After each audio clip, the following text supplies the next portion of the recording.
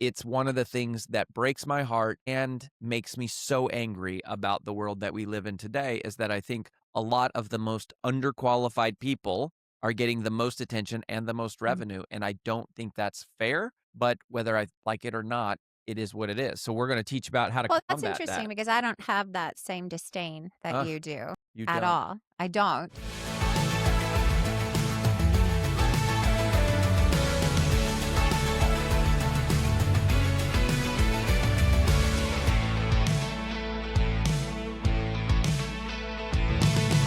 Here is something uncomfortable that I've learned that you probably aren't going to like. It's painful to hear this, but customers don't buy from you because of your credentials.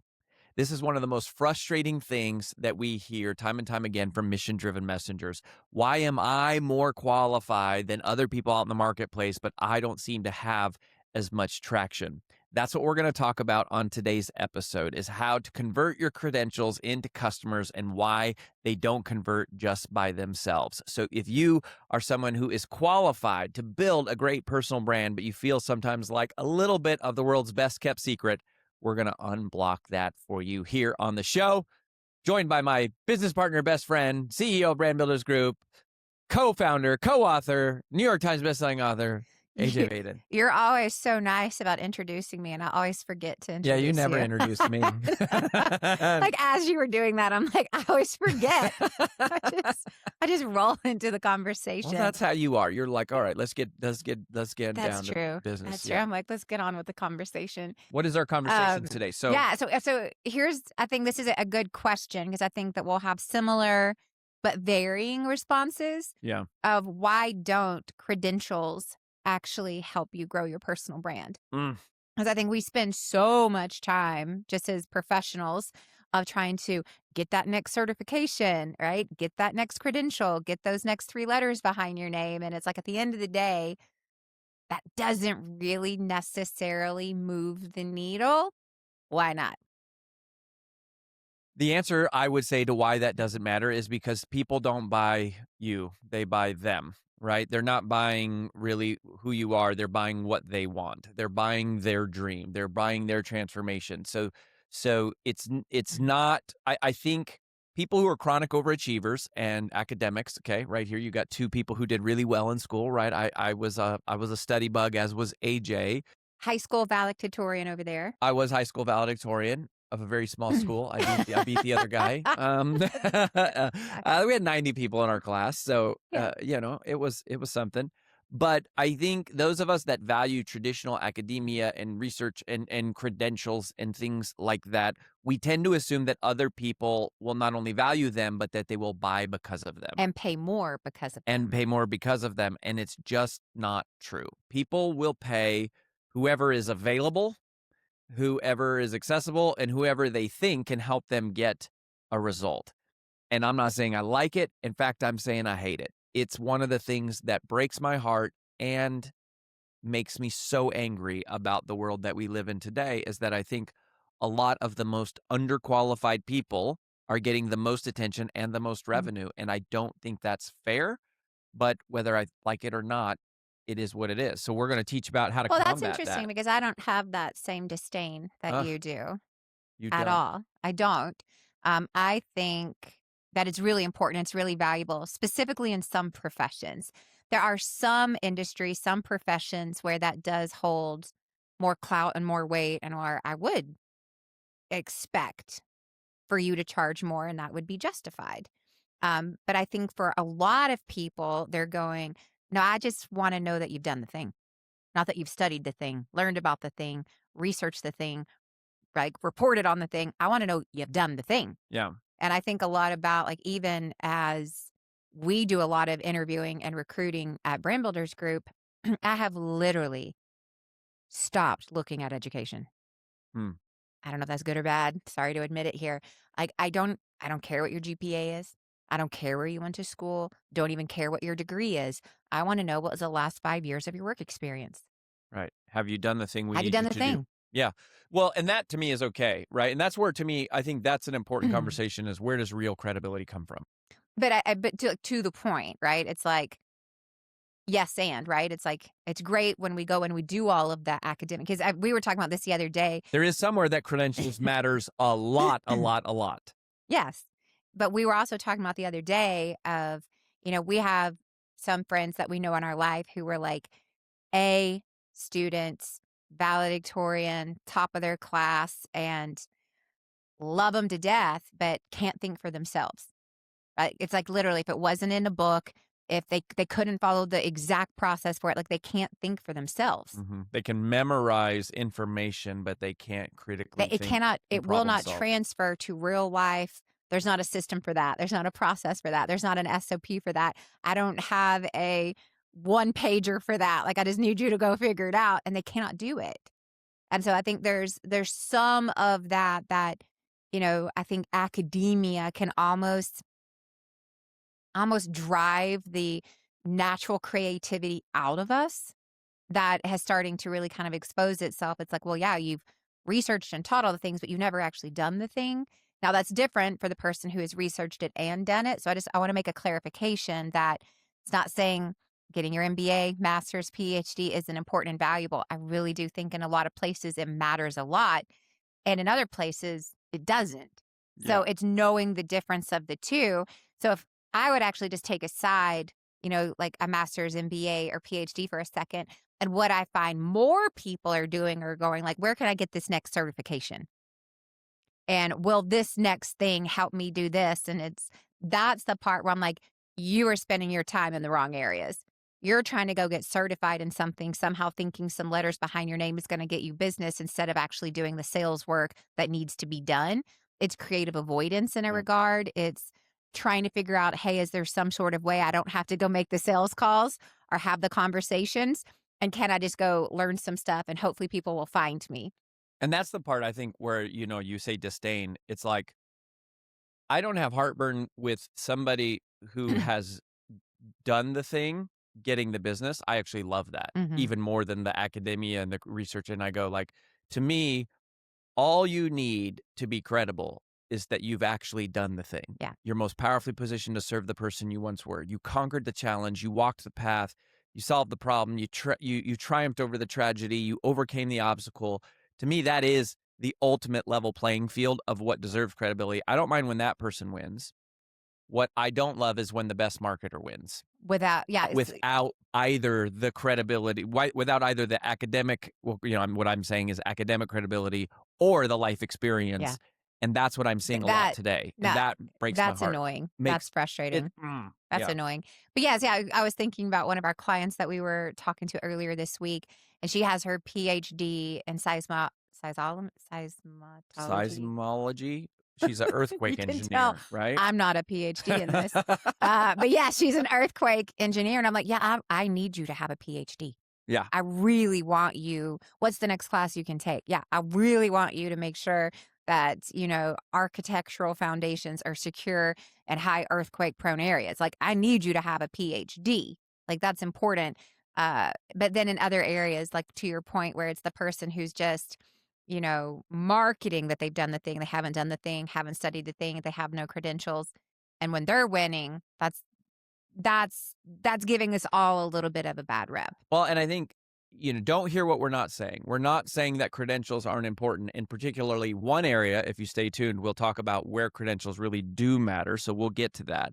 But what we are saying is that the people who are winning today aren't the smartest. They're not the most qualified. They're not even the most experienced. They are the best marketers. Yeah. And that it comes down to marketing and sales and those, and in some ways that is just doing the thing. Like when you're building an entrepreneur, that's what it means to be an entrepreneur. Mhm. One of the things I've been saying a lot, like in the last year, is that creators' favorite form of creative avoidance is to create. Mhm. Creators' favorite form of creative avoidance is to create. And an academic's favorite form of creative avoidance is to study, Yeah. like to study stuff, To learn the to next thing. learn the thing and not actually, do the marketing and sales.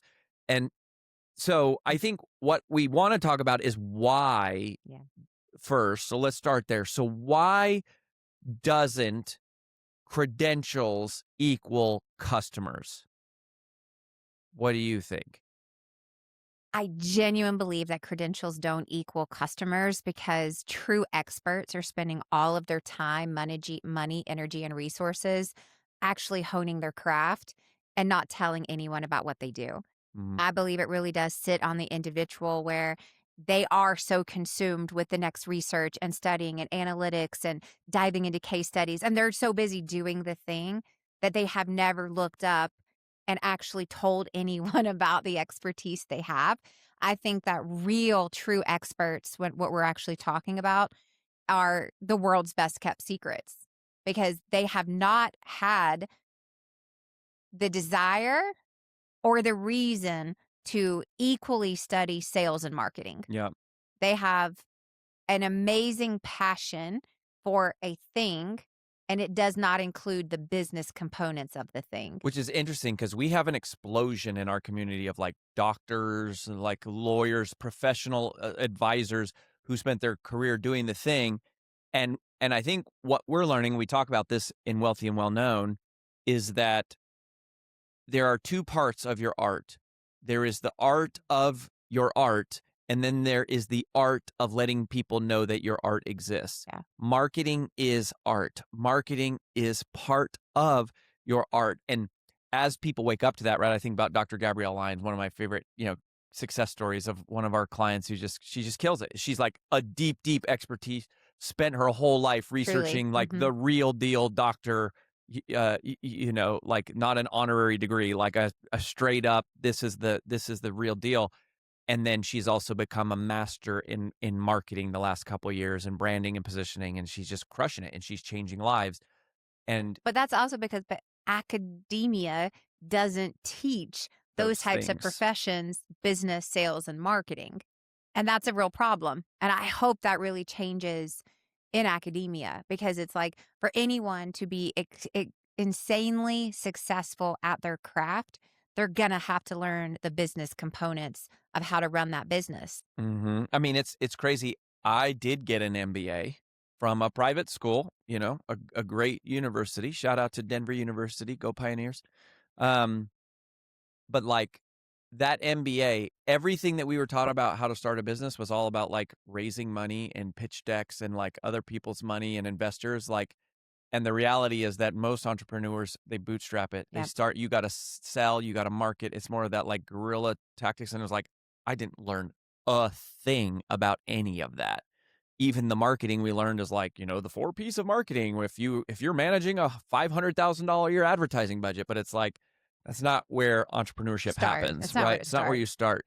So, But that's why I think most people are spending all of their time honing their craft, which is why they're true experts, but they yet have not made the time to hone the skills necessary in the sales and marketing arena. so let's talk about the skills required in the sales and marketing arena. And this is a thing that us academics need to understand that we do not. When you have poured your life into your craft, you tend, I'll speak for Mhm. myself and people that I know, we tend to think people should respect us for what we've done and operate accordingly. And this is where I think doctors and academics get a little of a bad rap of like, oh, they're arrogant because it's like, yeah, because I put in the time to do this. But in the marketplace, people don't buy because of you. They don't because of how smart you are. They don't buy because of how many degrees you have. Usually, they don't even understand what the initials after your last name even stand for. They only buy because of what you can do for them. Mhm. And if everything is about you and how great you are and what you've done and your research and why you're the best, they frankly don't care. Mhm. They care about, can you help me succeed? How fast and who else have you done that for? Not how long have you studied it, Mhm. not what awards have you won, not why you're the world's greatest, just, do you have a plan to help me succeed? Have you helped other people succeed? Can you do it fast? And can you articulate that clearly? And if you spend all your time talking about yourself, you're going to be a highly qualified, very broke entrepreneur. Well, I think the other thing is too, I think this is really worthwhile, is that I think if you are in a industry, a profession where credentials carry a lot of weight, right? Medical field, healthcare field, financials, like some of those other kind of things. Um, to be honest, they're just the standard prerequisite, Right. right? It's like it's almost the expectation that it's You have a just CPA or that you have, all these financial designations that none and of us under a you don't CFP. get the credit that they warrant because it's kind of like the price of entrance. So I think there's some of that that's occurring where it's like, well, yeah, of course, that's what I expect for you to do. But we had the opportunity to hear Dr. Henry Cloud speak a week ago, and Mm, he was talking about how he selected his knee surgeon. And I thought it was very interesting. You know, he's an academic, right? He's got a PhD in psychology, and he had gotten multiple referrals to three different types of doctors. And one was world class, well known LA, knee surgeon to the stars. And another one was recommended that was out of state. And then there was another one, and another one had founded a clinic. And he went through all these things. And it was so interesting to me how he selected the one he selected. And the one he selected is the one who actually took the time to ask questions about him, that's it. had done research on him, said, I see you're a golfer. And like it was all these things. Cause again, people aren't buying your credentials, right? They're buying what you can do for them. And out of all the doctors he selected, he lives in LA, to leave LA, or he did at the time, and go to Little Rock Yeah, Arkansas, yep. to have this knee surgery done. And it's like he was surrounded by world class surgeons all around him, and he was like, but they didn't care about me. They didn't ask me questions. It was about, I see this all the time. I know I'm the doctor. And the one he selected was like, hey, I see you're a golfer. When's the last time you got to golf? Well, I can't believe you're walking around on that thing. Tell me when the pain started. And he said they took time to get to know me and catered what they did to my goals, to what I wanted to restore to. And that's the one he selected. And I think that's the same that goes for anyone. It doesn't matter what credentials you have or have not. It's, are you going to take the time to get to know your customer? Right? Because it's not just about what you've learned, it's how can you apply what you've learned to help the person right in front of you. Yeah, and I think, a risk is if you've put a lot of time into credentials, you want people to view you as important because you've earned that. But people don't buy because you're important. They buy because you make them feel important. That's And good. that's a really important, that's a key shift to understand. And I think about the speaking industry, right? Like I see this all the time. I'll lose a speaking gig to someone. I'm a certified speaking professional. I'm a CPAE, Council of Peers Awards of Excellence for a Hall of Fame. I've been a Oh, two-time yes. world champion of public speaking I'm finalist. so impressed by all And this. and never has anyone hired me for any of those things. In fact, Mm. I lose gigs a lot to people who don't have any of that kind of training, but they're more well known than I am. Mhm. They're a better marketer. Their book sells better, whatever. Like they have more they've done a better job of getting to the decision maker and making their expertise more relevant to the decision maker than I have. Now, so I think that's just an important distinction for people to understand. And it doesn't mean that Mm. the credentials aren't important or worth pursuing. It's just they're not the things that lead to conversion. Now, you did mention earlier, though, there's one area where credentials really matter. Should we talk about that now? I think we should talk about it. The area that credentials really mattered is when you are getting featured as a guest on media. It really does matter. And people ask me this all the time. So I think it was last week we just had our 116th client become a national best-selling author, which was also the 24th client that we've helped hit the New York Times. We are helping clients hit the New York Times honestly, ethically, and regularly right now, knock on wood. And it's through a lot of hard work and it's a lot of energy and it's a lot of time and it's a lot of resources. And people say, does the New York Times bestseller list still matter? And it's like, to the average person on the street, it matters zero. In our national research study, we actually proved that the average person on the street cannot tell the difference between a New York Times bestselling author, a Wall Street Journal, USA Today, Amazon. They can't even tell the difference between a traditionally published book, And a a hybrid hybrid, book, I or said, a self-published book. They do not know. They do not care. yeah. So when it comes to making money from customers, they only care, can you help them? But But media matters. for the media, it matters. If you're going to get on Good Morning America, if you're going to get booked on the biggest podcast, I use Lewis just because he's, a friend. Lewis gets so many books, Lewis Howes I'm talking about. So School of Greatness, they have one of the biggest podcasts in the world. Every week, people send them books.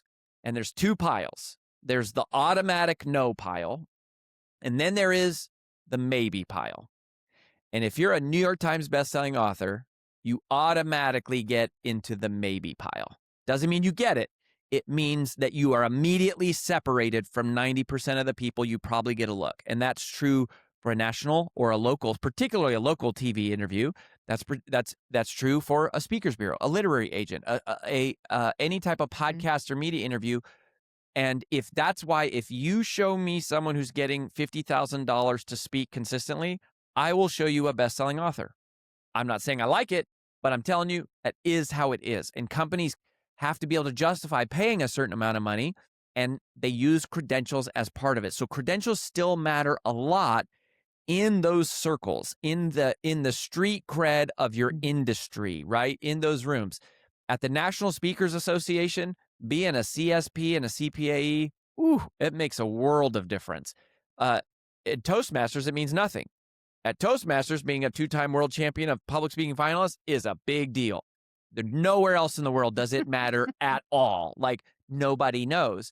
And so but if you're But trying that's to get the in same media, with any industry. totally. Like, credentials matter in your industry because you're all speaking the same language. You know what it takes.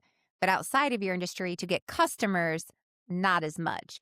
But I would say, like, that's the same for like industry conferences, getting on panels. Credentials matter for that. Why? Because they hold a different standard. They act as a filter of somebody who has done more work, earned something that most do not. Books act as a filter, right? If you have a book, that's one thing. It was a best-selling book. It was at Amazon. Was it USA Today? Was it a New York Times? They act as filters. Yeah. But for consumers, for dollars and cents, maybe not as much. So I want to break the rest of our interview up into two categories Okay. because there's a lot to cover in this conversation. And here are the two categories. The first one is, okay, what if I'm someone who doesn't have a lot of credentials, but I do have a lot of experience? I got street cred, right? Mm-hmm. How do I build my credibility without a big name or a really well-known resume? So Okay. that's part one. All right. Part two is, okay, what if I have all the credentials? Like, I am a full-blown expert and I have all the letters behind my name to prove it, and I spent all the money to do it And time. Yeah. and time. Like, I have got all the things, and yet it's not really working for me. So those are the two categories. What can each of those category of people start doing today to help them grow and scale their business? All right. So we'll talk about the first person who has the experience and maybe not the former credentials. Yep. This person struggles the most with imposter syndrome. They doubt whether or not they've earned the right to do it. And I would argue that if you've walked the path and overcome it yourself, you are as qualified as anyone else in the world to teach what you've done and to teach the way that you've done it. And that's why we say you serve the person you once were. And so you need to know that, because nobody cares about the customers don't care about the credentials. They care about, can you help them? And if you've been through it personally, then you can help them. And that makes you really, really qualified. Now, what I would lean into, if I don't have the formal credentials, there's two things we always encourage people. We teach this in our expert bio lesson inside of phase 1, course 1, finding your brand DNA expert bio. Names and numbers. Names of people you know, names of people that you've helped, names of organizations you've worked for. So names of customers, if you can use any type of recognizable name of a university you went to, media outlets you've been featured in, stages that you've spoken on, specific names of organizations or people that you've been associated with. You're drafting off the credibility of those names. Make sure they're legit and you're not lying and making stuff up. But the other one is numbers. And this one is specific for people who lack formal credentials. Is maybe you didn't go to a fancy name college. Maybe you haven't worked for a fancy name company. Maybe you don't have fancy name clients. But if you're a real expert, you have numbers. What numbers am I talking about? Numbers that quantify how many years you've been studying this. How many people have you helped? How many hours have you put into it? How many articles have you done? How many people, clients have you helped? Names and numbers, I would really lean into that for that person. Okay. I love that. I'm going to give an alternate. Love all of that. I would say the alternate to that is to lean in heavily into your story. Yeah. I would Good. double down on my story and targeting to the bullseye, to like that little tiny red dot in the bullseye of who am I going after? And as you were talking, it made me think about how we hired our executive life coach. And I kind of owned the task of doing all the interviews. And I was looking at all different types of different organizations who are very well known, who had well credentialed executive coaches, life coaches. And one of the things that I kept finding in all of that is like, man, they just seem like they all have it two together. And I was in a place in our business where I'm like, I don't, I know I won't show up authentically talking to someone who their entire story is, I've done it right every step of the way. And I was like, I probably went through 6 or 7 different, like, sample calls, sample interviews with all these different companies. And I was like, I was like, they're too good. They've never fallen off the pedestal. And the reason that we picked our executive coach is because he was so authentic with his story of how he was at this certain position, made some choices, really fell from graces, lost a lot, had to go rebuild, and reset it. And he's like, I've been through the fire and I know how to help you get to the other side. Mm. And it was like, no, I need someone who's been through the fire. I want someone who's was here and then came back here. Like, I need someone who's walked the walk, who knows exactly how I feel, where I'm at right now, and who's on the other side. And it wasn't his credentials. It wasn't the numbers or the names. I didn't care. I didn't even ask. It was like, oh no, you've been exactly where I am and you're somewhere I want to be. You're the guy. And so I would lean in heavily to the story of you're most powerfully positioned to serve the person you once were, right? And that's just knowing what problem you solve, what's the cause of that, what's your unique message and how you can get people through it, what are the payoffs, and knowing who you're going after. And I just think about how I hired our executive life coach. No names, no numbers, no credentials. I didn't ask. I just knew the story and I knew what was mine. And so we hired Mhm. him. So I would just also encourage you to lean into your story, lean into the thing that you've been through, lean into the thing that you've made it through. What is the challenge that you've overcome? And who's the person you serve? And that would be the alternate to not to negate what you said, but in addition to that, drive that home. Yeah, and if you struggle to tell your story and understand your uniqueness, your brand positioning statement, all those things That's AJ what we said, do. it's what we do. So go to freebrandcall.com/podcast. You can request a call with us for free. We'll talk you through it. We'll spend an hour understanding your story and knowing where you are, and we'll create a little custom journey for where you can go to take your personal brand next. And part of that may or may not include working with us and letting us support you. So check that out, freebrandcall.com/podcast.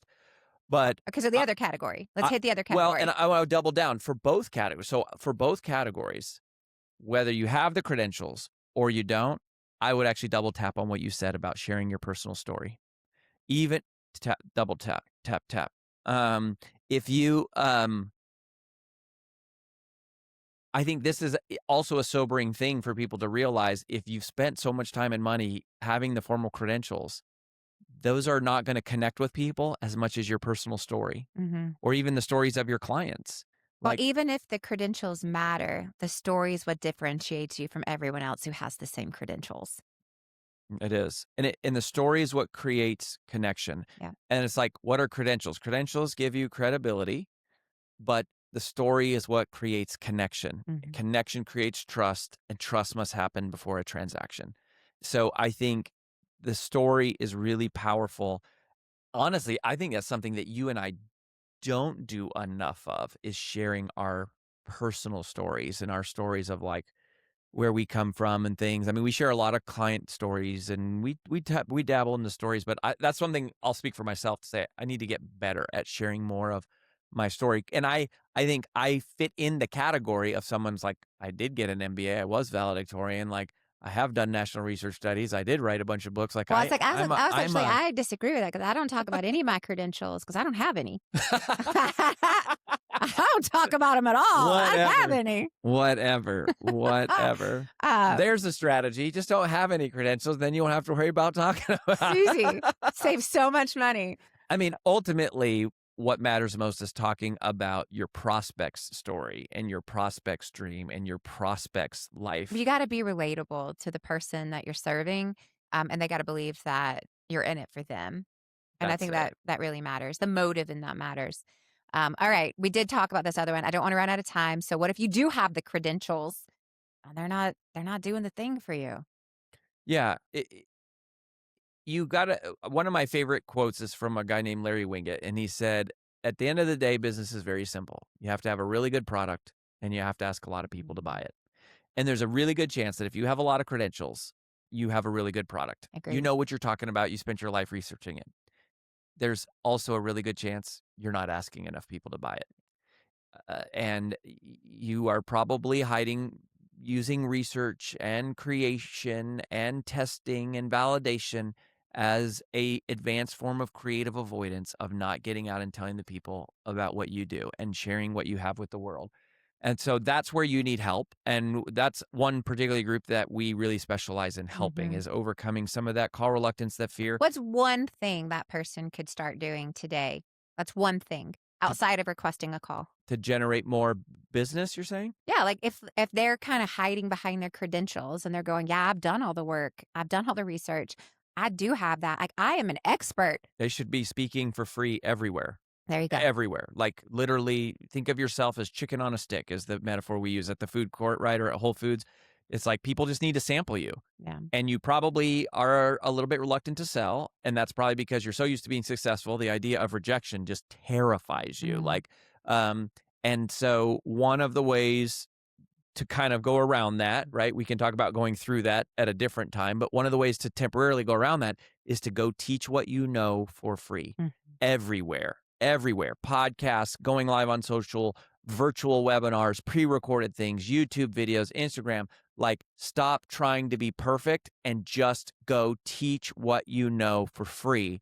And then tell people, hey, if you want help applying this to your organization or to your individual life, email me and request a call. Like, it is that simple. Not Um, easy, not but easy, simple. but and there's an emotional element here that is really hard. That I really wanna sink in on because, again, the more successful you've been at school and these types of things, which there's a very, like, black and white, do this thing, get this grade, get get the degree, get the Mhm. diploma, whatever. When you get into the human side of entrepreneurship and sales and rejection, it's a very scary place for that person to go. Well, I think that's a good transition to our community question because every episode we take questions that were submitted by our community at Brand Builders Group. They get voted on, and we pick one to share an answer on the podcast today. And what you were just saying is very complimentary to the question of today. And we're going to wrap up with this. So, this is from James, who says, I have an MBA, 20 years of corporate strategy experience, and a real track record of helping companies grow significantly. Mm. But I feel invisible online compared to coaches with half of my experience and a fraction of my results. I keep thinking I just need to explain my background better, but it's not working. What am I actually doing wrong? And how do I flip the switch? I mean, he says it right here. I think I just need to explain my background better. That's not why anyone buys. Right? Spoken Yeah. like someone who's worked really hard Yeah. and built a real and I feel for James because this is what it feels like to be a mission-driven messenger, to feel like the world's best kept secret is like, I've paid my dues. Why is nobody buying from me? And it's because It's honestly, not it's even just I've paid my dues. It's like I help companies get real results. yeah. Like I can help you. But it's a little bit self-centered. Hmm. And that's the thing you gotta be careful of is how to explain my background better. It's self-centered. It's how do you share your story in a way that people relate with it? And how do you ask questions that make other people feel important and to where they come to their own realization that you have a method that can help them? Hmm. I think it's as simple as that. Yeah, I would just, a couple of quick things to add to that. It's like it has nothing to do with you explaining your background better. It's helping you become an advocate of the problem you solve, right? If you've helped so many companies have monumental success, what was the problem that you solved for them? Like, what was it? What was the problem? Like, because if they have it, so do many other prospects, so do many other companies. You have to become a screaming advocate of the problem that you solve. a lot of people know they have a problem. They're not often aware of why they have the problem, Mhm. right? And so that's what we call the cause, right? There's a problem, right? A lot of people are aware, like, hey, like I'm in financial debt. Like I have a problem. They don't understand why they're in debt. It's because they keep spending when they shouldn't. Like, why are you doing that? So I'm trying to keep up with the Joneses. I'm comparing myself to everyone else. And you've got to identify what that is. And then you have to help people know. It's like, I cannot only identify your problem. I can tell you why you have that problem. And I have a solution to fix the problem. There it is. So it's not about your background. It's like, I know the problem. I know why you have it. And I know how to solve it. Request a call with me. Right. So I think it's less about your background and it's more about you got problems. I know how to fix them. Let's talk.